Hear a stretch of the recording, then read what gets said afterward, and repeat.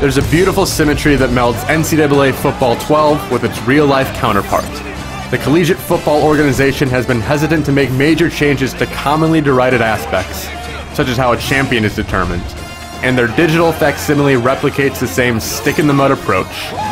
The latest entry in the long-running series feels virtually identical to last year's offering, adding so few features and tweaks you'll be assaulted with a blast of deja vu. That's not necessarily a bad thing, as the on-the-field action is as lifelike as you would expect, but the myriad modes surrounding the core experience waver between tedious and boring, burying the appeal of amateur football behind an impenetrable sea of menus. And the ball game's over, and our final score in this one: Ohio State 21, California 10. Here's a look at today's Player of the Game. If you want your athlete salary-free and spitting with pride, there's still a top-notch simulator here, but there's little reason to jump into NCAA Football 12 if you already own last year's game. The most important aspect of a sports sim is the actual gameplay, and NCAA 12 shines in that regard. The core action has been iterated upon for a number of years, and that refinement leads to the most realistic portrayal of the college game yet. This is especially apparent in non-glamorous aspects, such as blocking and artificial intelligence. Your offensive line smartly reacts to blitzing players before they can blow up your play, and the secondary is smart enough to swat weak passing attempts to the ground.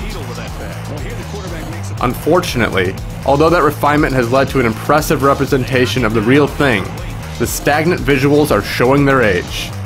Animations look particularly dated. There have been 2 versions of Backbreaker released in the last year, most recently Vengeance for the Xbox Live Arcade, and the advanced animations in those games are far beyond what you see in NCAA 12. You really feel the crack of hits in Backbreaker. In NCAA 12, players weakly crumple to the ground, which lessens the savage thrill of rocking a surging running back. There are other visual quirks in NCAA 12 that offer more distractions. The grass has a hazy, murky look that's woefully out of place. The core action is still a lot of fun. However, the stuff surrounding the on-the-field brutality is mired in problems. Dynasty mode lets you build a second-rate school into a national power, and there's an undeniable satisfaction in climbing the mountain. But the nuts and bolts behind this process aren't compelling. Recruiting is particularly weak. You have to wade through a wall of menus to find the options you need, and even after you figure out what to do, it's not very interesting. Players offer illogical responses all the time, which makes the interview process very unrealistic. For instance, a player may say he's interested in coach prestige. When you try to sell him on your awesomeness, he might respond, "More talk about you? Boring." And even if these baffling responses don't bother you, you still have to perform the same tedious actions for dozens of minutes every virtual week to land the best players. It's a thankless task that bogs down the whole experience. The other major mode in NCAA 12 is Road to Glory. In this mode, you create a high school star and try to make your way onto a big-time college program. For the first time, you can have a two-way player.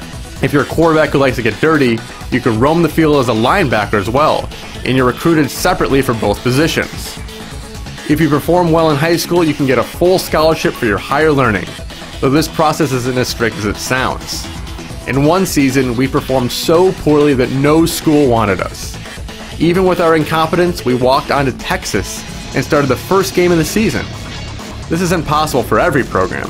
There are times when you can only be a backup or third string and have to work for the starting job. But it's still ridiculous that an unwanted recruit could start for such a prestigious university from the opening snap of the season. NCAA Football 12 is still a good game because the on-field action is top-notch, but the features and modes surrounding that experience have lots of issues.